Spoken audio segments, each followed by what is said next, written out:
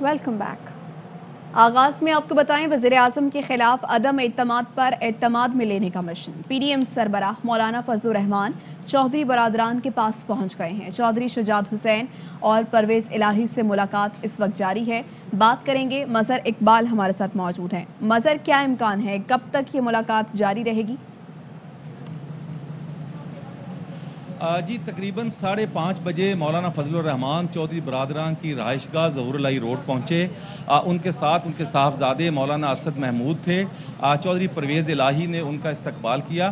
चौधरी परवेज़ इलाही, चौधरी शुजात हुसैन, तारिक बशीर चीमा और शाफ़े हुसैन, रासिख इलाही, ये लोग यहाँ, हुसैन इलाही, ये काफ लीग की जानिब से थे। मुलाकात का पहला सेशन हुआ है जिस पर चौधरी शुजात हुसैन ने मौलाना साहब से कहा कि आप खासे इस वक्त मुतहर्रक हैं, जिसके जवाब में मौलाना साहब ने कहा कि अब हम इस काम को हतमी नतीजे तक पहुंचाना चाहते हैं, तो इसीलिए आपके पास हाज़िर हुए हैं। उसके बाद अब मुलाकात का दूसरा दौर शुरू हो चुका है, जिसमें मौलाना फजलुर रहमान, उनके साहबजादे मौलाना असद महमूद, चौधरी शुजात हुसैन और चौधरी परवेज़ इलाही, ये 4 लोगों की एक अलहदा से इस वक्त मुलाकात जारी है, जिसमें फजलुर रहमान उन्हें आज आसिफ जरदारी और शहबाज शरीफ से होने वाली मुलाकात से आगाह करेंगे।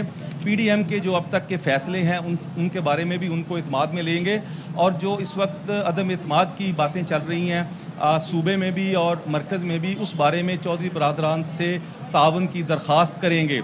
तो ये मुलाकात इस वक्त जारी है। उसके बाद देखना ये है कि मौलाना फजलुर रहमान, तो मुलाकात तो जारी है, ये कहिए मज़हर के इससे पहले शहबाज शरीफ से भी मुलाकात हुई मौलाना फजलुर रहमान की और आसिफ अली जरदारी से, तो मुमकिन तौर पर कोई पेशकश लेकर आए हैं यहाँ पर? जी ये मुलाकात अचानक आज डिसाइड हुई है, इसके बारे में कुछ भी कहा जा सकता है क्योंकि मुलाकात ये शेड्यूल में नहीं थी। आज चौधरी बरादरान की मुलाकात आसिफ अली जरदारी से रात बिलावल हाउस में है 8 बजे। चौधरी परवेज़ इलाही वहाँ पर जाएंगे, लेकिन ये मुलाकात आज जो मौलाना फजलुर रहमान की है और चौधरी बरादरान की है, ये अचानक तय हुई है। अब इसमें क्या पैगाम लेकर आए हैं, किस के बारे में मुलाकात के बाद ही पता चल सकेगा।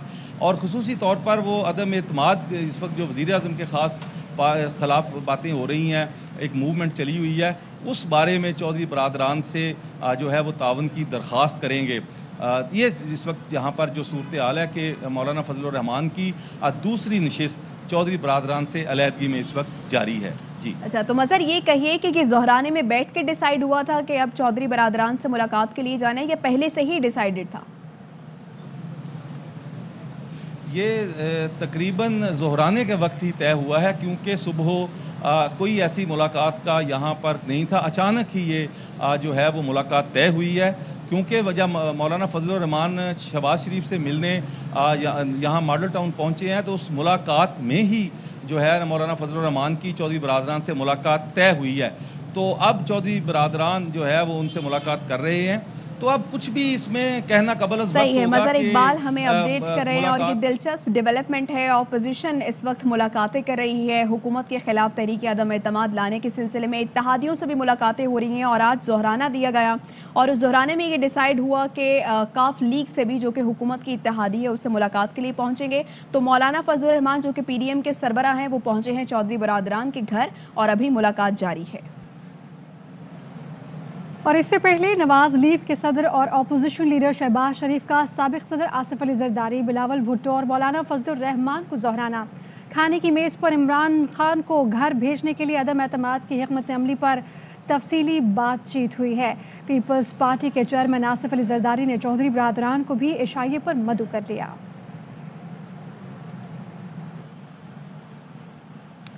और वज़ीर-ए-आज़म के खिलाफ अदम एतमाद पर पीपल्स पार्टी और नून लीग में डेड लॉक बरकरार है। पीपल्स पार्टी की स्पीकर कौमी असम्बली के खिलाफ तहरीक अदम एतमाद की तजवीज़ पर इत्तफाक हो गया है।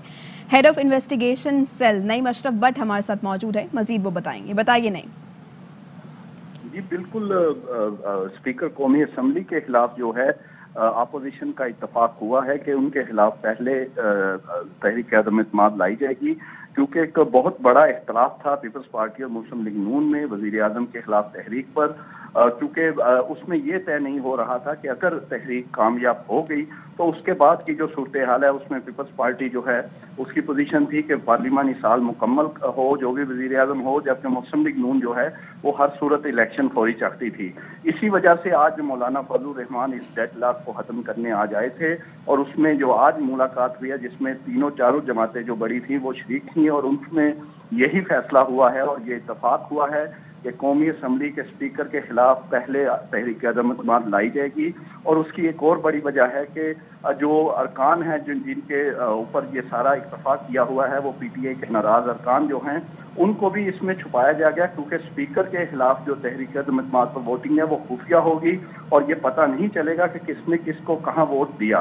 और इससे ये भी वाज़ेह हो जाएगा सूरत हाल के। तो नईम, क्या ये कहा जा सकता है कि नून लीग भी इस बात पर मुत्तफिक हो गई है कि पहले स्पीकर के खिलाफ तहरीक अदम एतमाद लाई जाएगी? जी बिल्कुल, नून लीग ने ही असल में इत्तफाक करना था, बाकी किसी को इतना इस पे रिजर्वेशन नहीं थी। नून लीग ही चाह रही थी कि सिर्फ वजीर आजम के खिलाफ डायरेक्ट आया जाए, लेकिन पीपल्स पार्टी इस पर बिल्कुल वो राजी नहीं थी। वो कह रही थी कि स्टेप वाइज चलें और पहले कौमी असम्बली के स्पीकर के खिलाफ आए। और उसकी एक और वजह भी है कि उनका ये मौक़िफ़ है कि जब अरकान PTI के मुनहरफ होकर सामने आएंगे, अगर वज़ीर आज़म के खिलाफ तो ओपन होना है, वो सामने आएंगे तो स्पीकर वही PTI के होंगे असद कैसर, तो वो उन्हें उस वोटिंग के फौरन बाद उनका केस भेज देंगे डी-सीट करने का।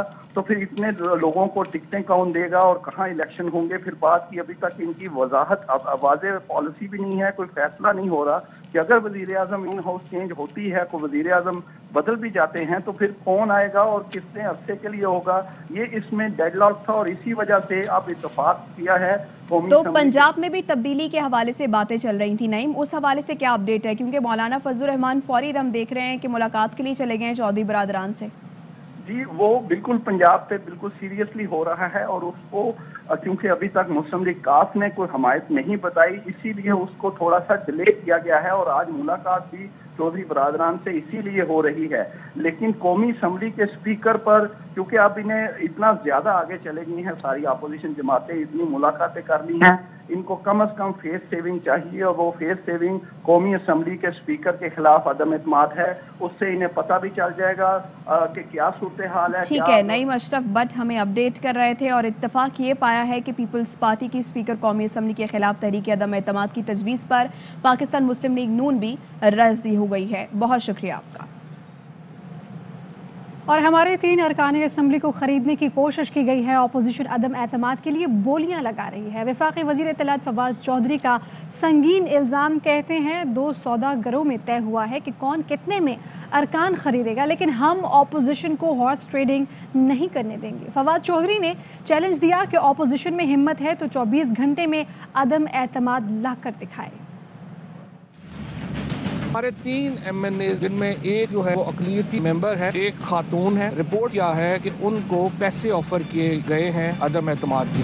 पाकिस्तान के 2 बड़े सौदागर मुलाकात की, तय ये हुआ कि लोग खरीदने हैं, आप कितने पैसे डालेंगे, हम कितने पैसे डालेंगे। हॉर्स ट्रेडिंग का बड़ी मुश्किल से खात्मा होने की एक उम्मीद पैदा हुई थी, लेकिन ये दोनों जमातें मिलके उसको दोबारा वापस लाना चाहती हैं। इंशाल्लाह हम नहीं होने देंगे। अदालतों में सर्टिफिकेट दिए हैं कि हम बीमार हैं। दोनों जो हैं उनको फिक्र क्या है, शहबाज शरीफ सिर्फ एक वजह से इस वक्त जेल से बाहर है कि ये केस डे टू डे नहीं चल। जिस दिन ये केस डे टू डे चलना शुरू होता है और देखेंगे शहबाज शरीफ ने तो जेल जाना है। यही हाल आसिफ जरदारी का है। 1 हफ्ता हो गया इनको ये तय किए कि नो कॉन्फिडेंस लेके आएंगे और मैंने ये कहा था आप में जुर्रत है तो कल ही लेके आए, लेकिन आप नहीं ला सके। मेरा इनको चैलेंज है कि वो अगले 24 घंटों में लेके आए तो उनको लग पता जाएगा कि इनके साथ होती क्या। सुबह, दोपहर और शाम सिर्फ चीखें निकल रही हैं। पैसों की बात करने वाले अपने गिरबान में देखें। हुकूमत ने अपने इत्तेहादी और पार्टी अरकान का वो हाल किया कि वो अपने हलकों में नहीं जा सकते। मरियम औरंगजेब का फवाद चौधरी को जवाब, कहा आप गाली दो तो 5 साल इक़्तिदार और हम जायज़ तनकीद करें तो 5 साल कैद। 22 करोड़ आवाम को गुलाम बनाने और मीडिया की बदजुबानी करने वाले काला कानून को ईवान और अदालत में चैलेंज करेंगे। वज़ीर आज़म पाकिस्तान इमरान खान इंतहाई अहम दौरे पर रूस रवाना। आज रात तकरीबन 9 बजे तक मॉस्को पहुंचेंगे। रूसी सदर से कल 2 से 3 घंटे तवील मुलाकात का इम्कान है। स्ट्रेटेजिक लिहाज से इंतहाई अहम दौरे में आलमी, इलाकाई, दिफाई और मुआशी मामलात पर गुफ्तगू और मुआहिदे मुतवक्के हैं। मॉस्को से मजीद जानेंगे सीनियर एंकर पर्सन अरशद शरीफ से।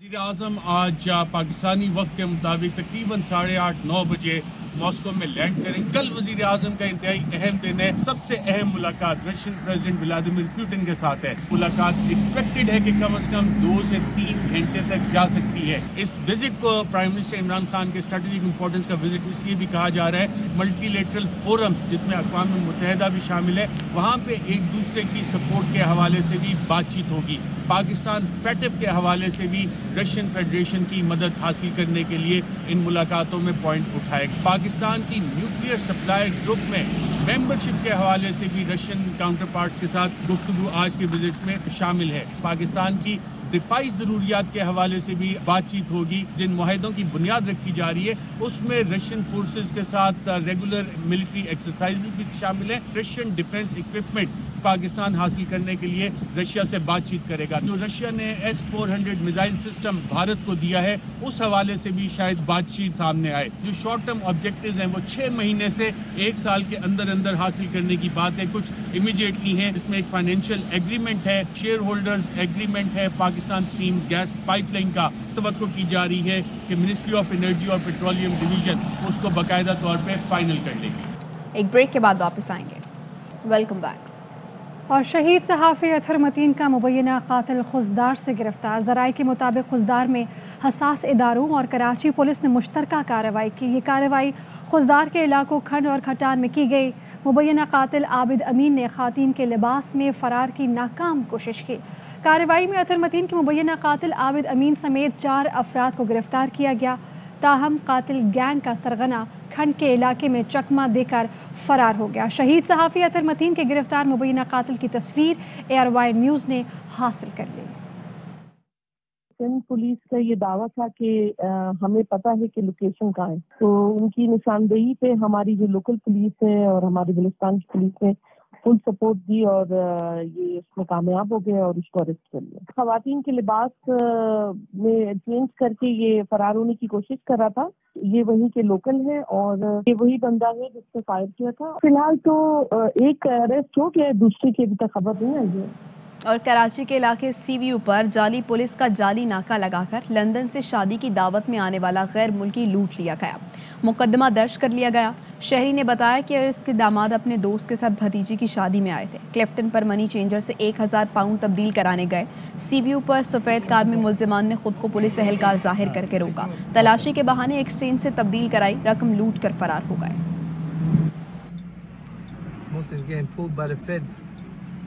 Where are you from? England. What is this cigarettes? Don't take. What's the problem? No problem. It's my job. पहले कैमरे पर कपड़ा डाला, फिर पार्टी की वीडियो फिर भी वायरल हो गई। लाहौर फैसल टाउन थाने के SHO ने अपनी सालगिरह में जमकर डांस किया। गुज़श्ता रोज़ वीडियो सामने आई थी कि वो थाने के कैमरे पर कपड़ा डाल रहा है। वाक़े पर SHO और लेडी इंस्पेक्टर को मुअत्तल कर दिया गया। आज उसी SHO की पार्टी में डांस करने की वीडियो भी। वज़ीर इत्तलात फवाद चौधरी ने नून लीग पर संगीन इल्ज़ाम लगा दिया। कहा हर दौर में नून लीग ने फ़ौज को तकसीम करने की साजिश की। मरियम औरंगज़ेब का हालिया बयान इसी साजिश का हिस्सा है। ये बयान भी नवाज शरीफ, शहबाज शरीफ की मंजूरी से आया होगा। अटॉर्नी जनरल पीका तमीमी ऑर्डिनेंस की कानून साजी का हिस्सा रहे। पीका तमीमी ऑर्डिनेंस पर फुल बेंच का नुक्ता नज़र सुनकर फैसला होना चाहिए। नवाज घबरा गई हैं। ये जो मरियम औरंगज़ेब का बयान है ये जाहिर है शहबाज शरीफ और नवाज शरीफ की मंजूरी से आया है। मैंने को पहली बार कोशिश नहीं की है कि फ़ौज को डिवाइड किया जाए। कॉन्स्टिट्यूशनल स्कीम में फ़ौज जो है उसको हुकूमत के साथ होना होता है। इस भी लेजिस्लेशन हुई है, अटॉर्नी जनरल साहब के भी इल्म में थी और अमीनुल हक साहब के भी इल्म में थी। ऑर्डिनेंस जो कैबिनेट ने अप्रूव किया है वो एक जज साहब को तो बिल्कुल उसको रिस्ट्रेन नहीं करना चाहिए। फुल बेंच बने और उसके ऊपर नुक्ता नज़र सुन के फिर फैसला करें। ये बहस होनी चाहिए कि जी इस कानून में क्या क्या सेफ गार्ड्स हों कि ये मिसयूज़ ना हो। ये बहस तो नहीं होनी चाहिए कि रेगुलेशन ही नहीं होना चाहिए। सबसे ज़्यादा फेक न्यूज़ मरियम नवाज के पास होती हैं। नून लीग पीका तरमीमी ऑर्डिनेंस से इसलिए डरती है कहीं फेक न्यूज़ पर पुलिस न पकड़ ले। पीपल्स पार्टी रहनुमा एतजाज हसन कहते हैं पीका तरमीमी ऑर्डिनेंस दुरुस्त है जिसका इतलाक जाली खबरों पर होता है। जज अरशद मलिक का बयान, राना शमीम का बयान, साकिब निसार का बयान बनाया गया, ये फेक न्यूज़ है। बड़े लोगों ने एक साथ मिलकर करारदाद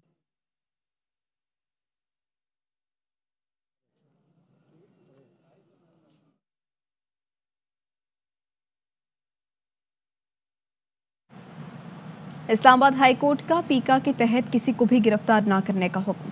चीफ जस्टिस अतहर मिनल्ला ने रिमार्क्स दिए कि दुनिया भर में हित्तक इज़्ज़त को जुर्म से अलग किया जा रहा है। अवामी नुमाइंदों के लिए तो हित्तक इज़्ज़त का कानून होना ही नहीं चाहिए। युगांडा और जिम्बाब्वे भी हित्तक इज़्ज़त को फौजदारी कानून से निकाल रही हैं। अदालत ने FI और वजारत दाखिला को नए कानून की दफ़ा 20 पर अमल दरामद से रोक दिया। कहा SOPs पर अमल ना हुआ तो DG FI और सेक्रेटरी दाखिला जिम्मेदार होंगे। अदालत ने मुआवनत के लिए कल अटॉर्नी जनरल को तलब कर लिया।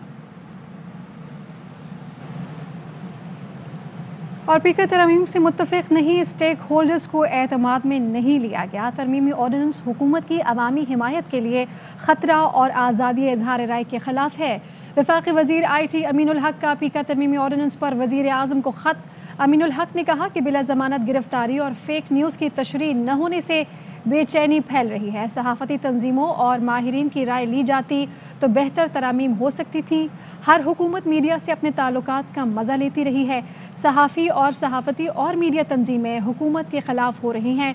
एहतजाज का ऐलान कर दिया है। हम इत्तेहादी हैं लेकिन अवाम के हुकूक के लिए जदोजहद करने वाली तंजीम से ताल्लुक़ है। MKM क़वानीन की हिमायत किसी सूरत नहीं कर सकती। यहाँ वक्त हुआ एक ब्रेक का। Welcome back. कमिश्नर कराची की यकीन दहानी के बाद पाकिस्तान केबल ऑपरेटर्स एसोसिएशन ने कराची में हड़ताल का फैसला मौखर कर दिया। Chairman cable operator association Khalid Arain कहते हैं KE नए पोल लगा रहा है, हम पुराने पोल खरीदने को तैयार हैं। इनको यकीन दहानी कराई कि हम ये टेकअप करेंगे अगेन KLT के साथ और उसके TRs को उन पर अमल दरामद को यकीनी बनाएंगे। हम हड़ताल करने जा रहे थे कराची के अंदर, तो इनकी यकीन दहानी के बाद हम जो हड़ताल जो फैसला था हम उसको मौखर कर रहे हैं। KE के लोग जो है नए पोल लगा रहे हैं, तो हमने इनसे गुजारिश की है कि KE के अमले से बात करें कि जो पोल पुराने हैं उनको हम खरीदने के लिए तैयार हैं। वापडा ने अपने पोल इस्तेमाल करने के लिए एक फ़ीस मुकर्रर की हुई है जो कि 10 रुपये पर पोल फ़ीस है। अगर KE को चाहते हैं हमसे वो फ़ीस ले लें इनका, अगर हम पोल इस्तेमाल कर रहे हैं। न्यूज़ स्टूडियो से अब तक के लिए इतना है। आप देखते रहिए ARY न्यूज़। अहम तरीन खबरें अब एक क्लिक की दूरी पर। आपके पसंदीदा टॉक शोज हों या अहम मुल्की या गैर मुल्की शख्सियात की न्यूज कॉन्फ्रेंसेस, हर लम्हा बाखबर रहने के लिए सब्सक्राइब करें हमारा YouTube चैनल। मौसम की सूरत हाल हो या खेल के मैदान से खबरें, अपने मोबाइल फोन से मुल्की और बैनुल अक़वामी अहम खबरों तक रसाई के लिए डाउनलोड कीजिए मोबाइल ऐप। बावसूख ज़राए से मुसद्दिका खबरों, तज्ज़ियों और तबसरों से मुस्तफ़ीद होने के लिए विजिट कीजिए पाकिस्तान की सबसे बड़ी न्यूज़ वेबसाइट www.arynews.tv। इन सब के अलावा पाकिस्तान का सबसे बड़ा फेसबुक पेज हो, सबसे बड़ा न्यूज़ इंस्टाग्राम अकाउंट या फिर ट्विटर, ARY न्यूज़ पहुंचा रहा है खबरें सबसे पहले आप तक, ताकि आप रहें हर लम्हा बाखबर।